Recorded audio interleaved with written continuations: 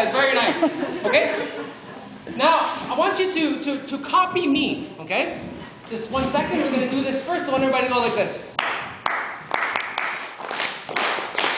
Okay, perfect. Let's do that again. One more time. Go. Let's do that 3 times. 1, 2, 3, go.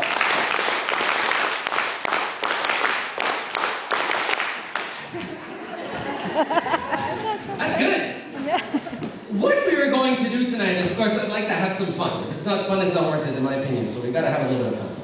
I'm going to tell some stories tonight. A little bit about where I come from, my family. A little bit about how I came to be, like I said, doing this kind of stuff. And then you're going to tell your own story to complete strangers for this evening. And then we're going to end off with a complete bang and a huge round of applause, not for me, but for you. That's my plan tonight. So what we're going to do is this reminds me of a song. And the song I'm thinking about is back way in the 1970s. And it's about business, the song. The song is about business. Can somebody tell me the song I'm thinking about from the 70s? Business song. Can somebody tell me, brother? Taking care of business. Taking care of business. I don't know if you're passionate about the song or you want to fight me. Okay, he's passionate about the song. I'm not sure here. Hold it. Be careful. I want to fight territory, okay? I respect your territory. So what we're going to do is we're going to put it out there for the ancestors within this land that tonight is a turning point. Tonight will be a turning point in this land. Tonight will be a turning point right there. And tonight will be a turning point for every single person here. Because it's about the story. That's what we're going to focus tonight on. Is we're going to focus on telling the right kind of stories. But first we need to put it out there. So when I go like, when we start clapping, let's do this again 3 more times, remember? Got it? Okay, 1, 2, 3. Perfect. Now when you see me do this, when you see me do that, you're going to go all together. You're going to go, taking care of business.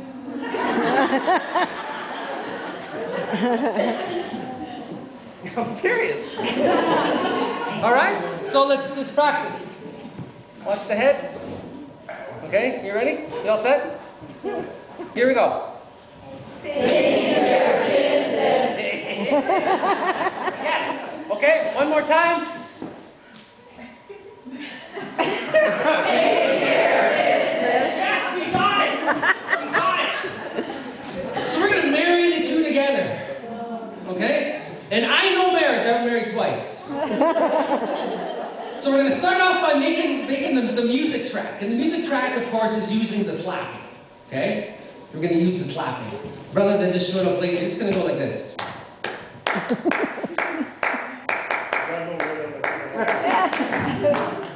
Perfect. Just like that. Just like that. It's going to keep going over and over and over again. But I don't want you to go faster and faster and faster. Okay? The Anishinaabe people I know have good timing. So you're just going to keep a fairly steady rhythm all the way through. Now when you see me go like this, you're going to clap and you're going to sing at the same time. Together. Or else you're not getting this. This is mine.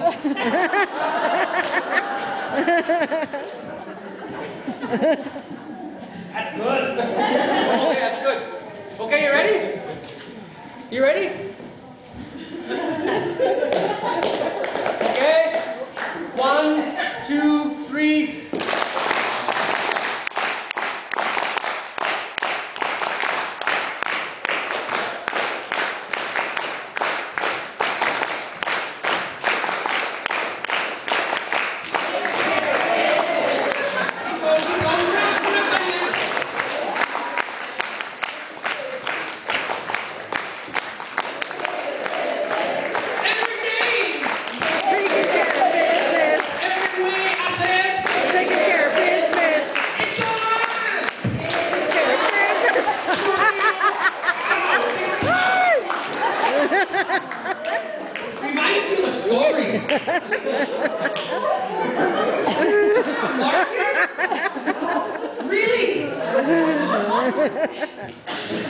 Reminds me of a story. I was in Jiging. I'm Cree, okay? I'm Cree. I have a hard saying. How do you say that? Jiging, right?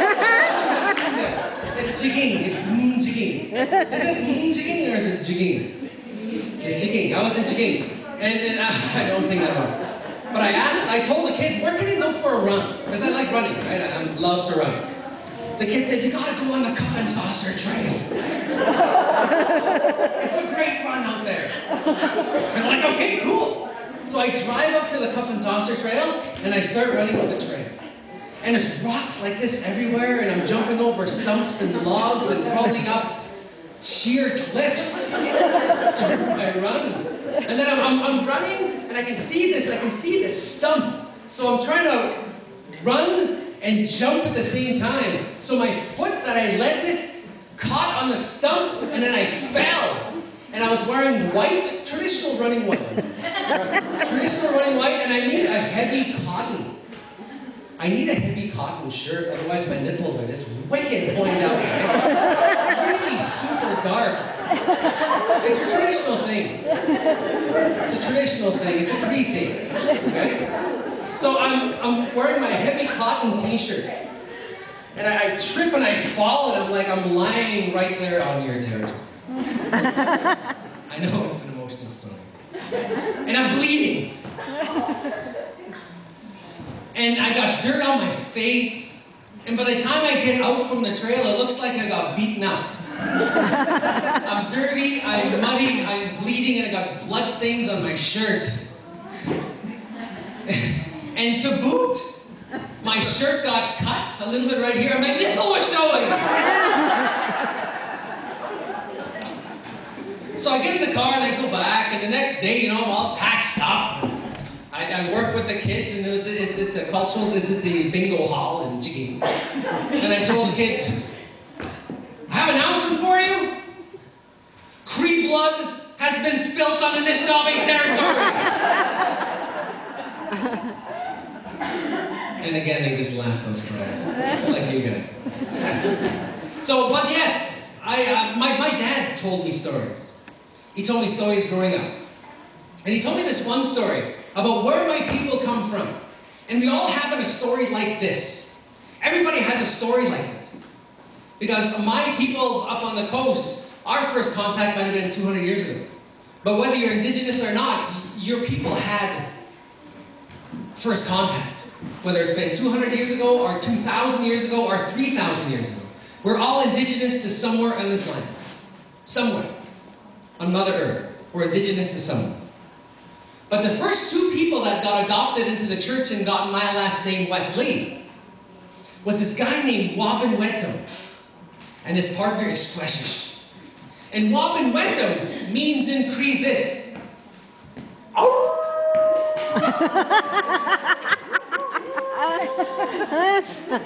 In the morning. Cougars in the morning? No, not cougars.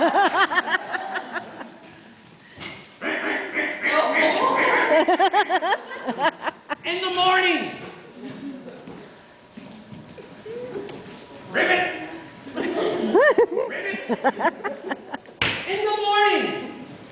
Can anybody guess what Wabinwetum means? Voices in the morning? Something like that. You're close, Marguerite. You're close. It's when an animal cries out in the morning. That was his name, traditionally. I went, that's pretty cool. That's my name. Stanley. Wabinwetum. It's got some ring to it, eh? And his partner's name is a Squeshish. Does anybody know what a Squeshish means? It might be similar to Anishinaabe language.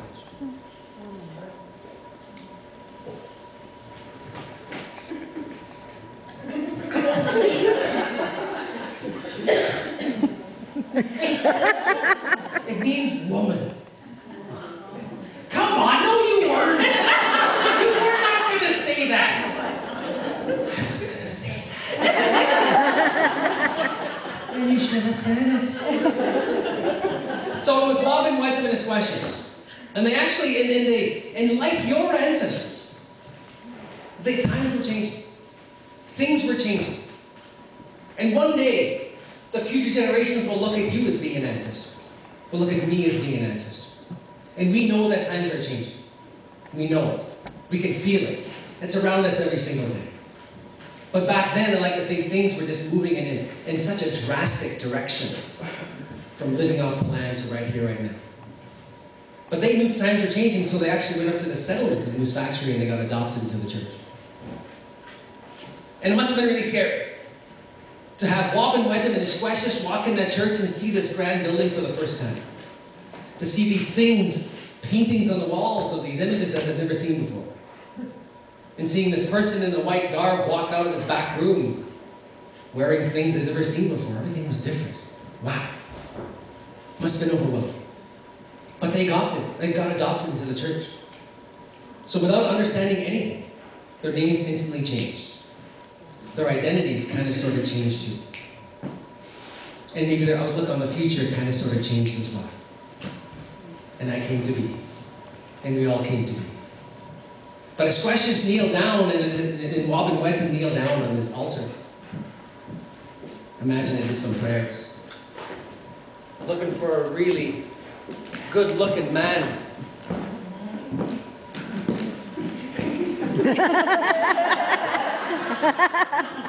Who can play the role of my ancestor? So I imagine the priest, as he's kneeling down, kind of said some prayers, and he was no longer known as Wabin Wedham anymore. He's now known as John Wesley. And it was John. And John Wesley is the founder of the Wesleyan Church way back in England, back in 1800. So no longer known as Wabin Wedham. And then there was Ishkweshish. Long flowing hair, I imagine. Always a fan close by. And all she had to do was do this. The hair would start to flow. And then out of nowhere came the song, perhaps sung for the first time. Dreamweaver. Way before its time.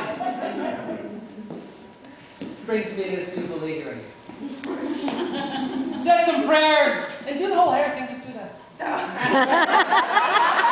Accurate, come on.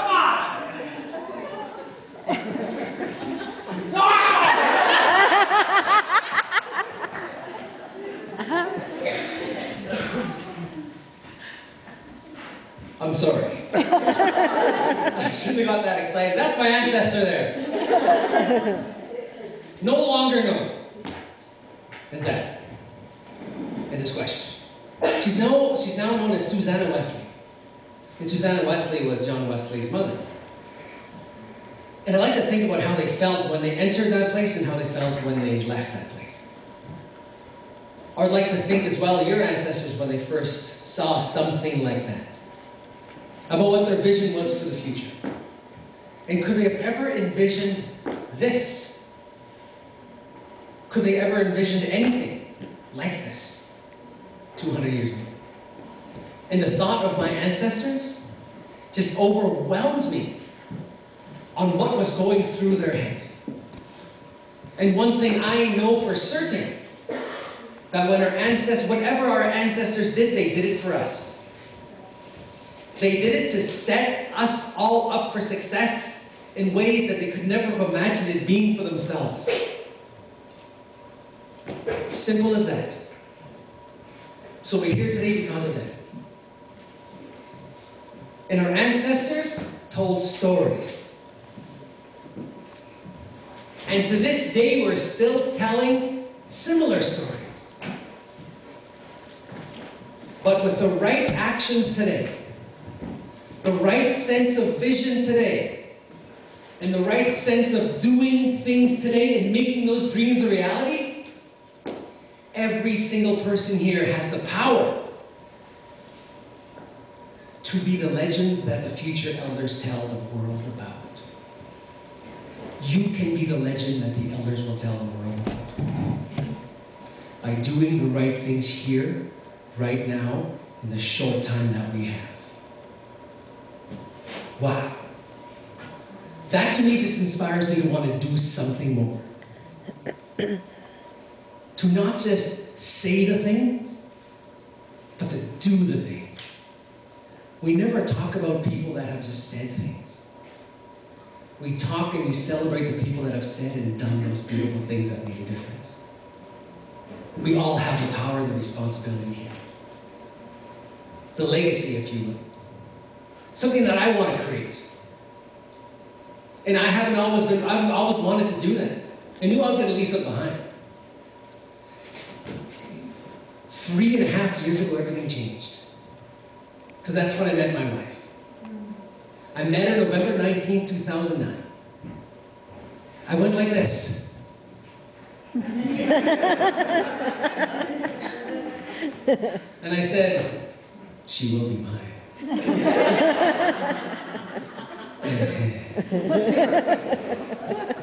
She will be mine. How do you guys say yes here in your language? You go, Oh, sorry. She will be mine. And she looked at me, whatever.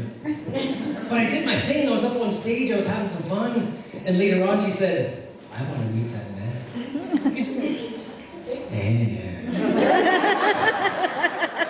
I want to meet that man.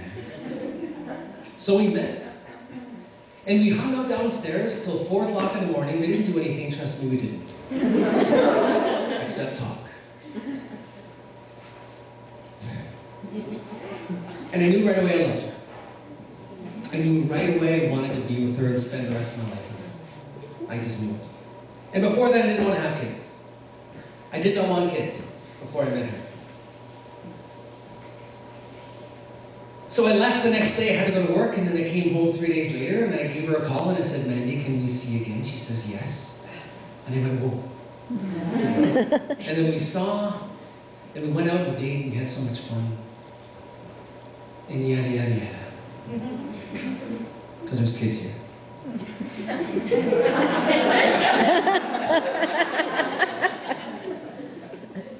I did something that my ancestors have been doing for thousands and thousands of years. I moved in and I never left.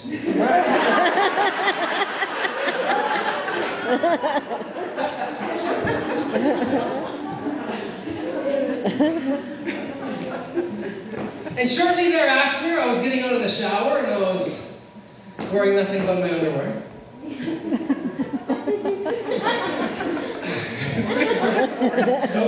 Don't even start visioning, okay?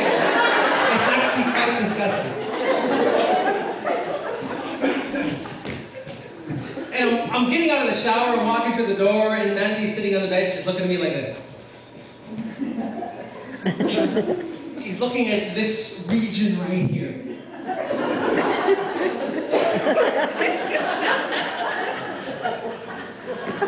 And then I did something which all the men in here would do. I started posing.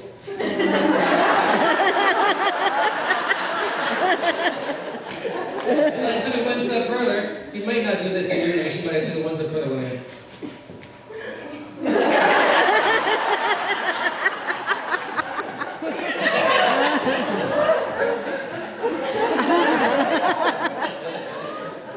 And then she points at this area.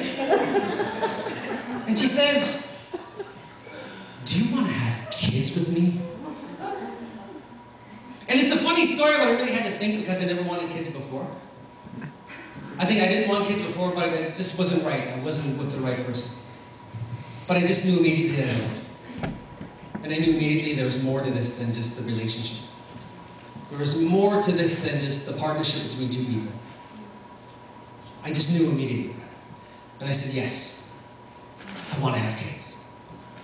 And that's really the first time I said that. And it was a big statement for me to make. And then she looks at me, she goes like this.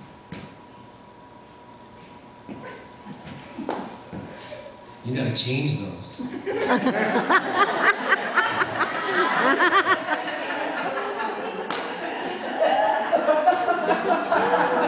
I was wearing white briefs. And you remember that show, Home Alone? When Macaulay Culkin was brushing his teeth but nothing but white briefs on? That's kind of like me plus 250 pounds. And then I thought, why? Because I wasn't grown, I was raised without those teachings about different types of underwear. Very sacred teachings is what I'm beginning to understand.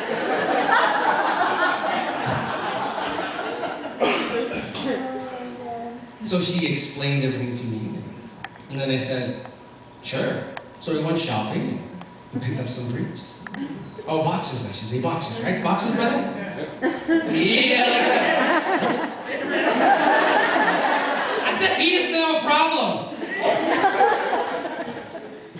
That was the last day I walked with confidence. Before that day, I could walk like this.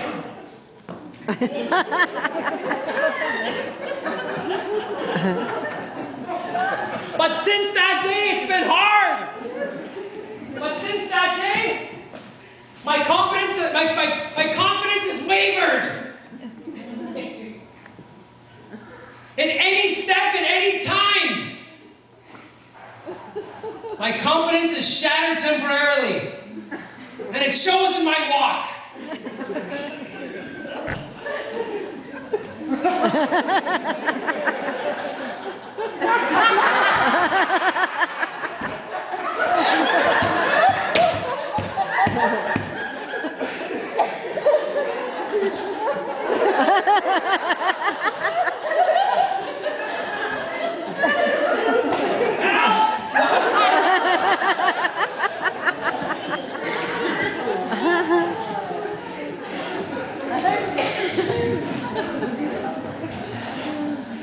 It's hard. Sometimes. So yeah, then about the legacy then. And it's all, for me, it's all been trying to acquire these things and kind of getting things straight. Because I know that whatever chain that I was inherited with from my parents and from my people, it has to break. I have to break it. I have to. There's no other way around it. Because I can't pass it on to the kids. And as I said earlier about our ancestors setting up a future for us that they couldn't imagine for themselves. I'm currently struggling with that every single day. And that's my responsibility. And I like to think it's a responsibility that we all share. And as the beautiful executive director of the health organization, she sat over there with me and she said, in my teachings, the reason why we're here today is not for us, it's for the future generations. And I went, whoa. And I'm really happy the little ones are kind of downstairs playing because they don't want to hear the stories about this area. Are you kidding me? But I'm really glad they're here. Not to hear the stories. Come on, you're sick, you guys! But it's to be reminded of the most important things. And the most important things, the things that we know that we have to pass on to these little ones. So while these little ones are right here and right here, let's give them a big round of applause for them.